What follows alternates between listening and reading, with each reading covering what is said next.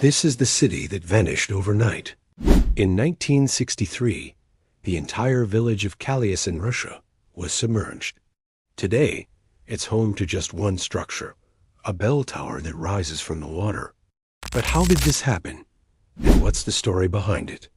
Kalyazin used to be a bustling town full of wooden houses and churches.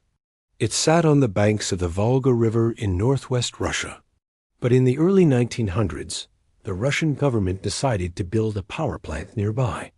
The construction of the plant would block the flow of the river, creating a lake.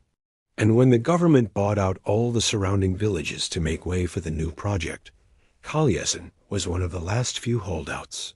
They offered to buy the town, but the mayor refused. He wanted more money, so they offered him a deal. He could either take the money and move, or they would pay him to stay. And so he chose to stay. But in 1963, a massive flood hit the area. The river swelled, and the dam couldn't contain it. Water started pouring over the top, forcing everyone from their homes. The mayor watched in horror as the water rose and engulfed his town. He knew he'd made a terrible mistake. As the water level rose, people fled to the bell tower, hoping it would be spared. But as the floodwaters rose, the townspeople realized there wasn't any escape.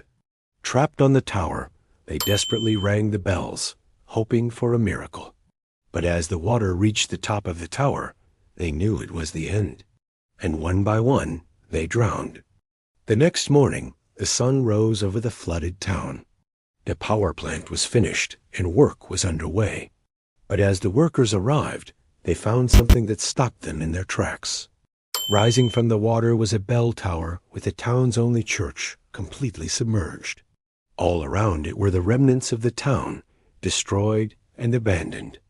The mayor's deal had cost the lives of hundreds of people. And today, it serves as a warning to anyone who stands in the way of progress. If you enjoyed this story, stay tuned for more.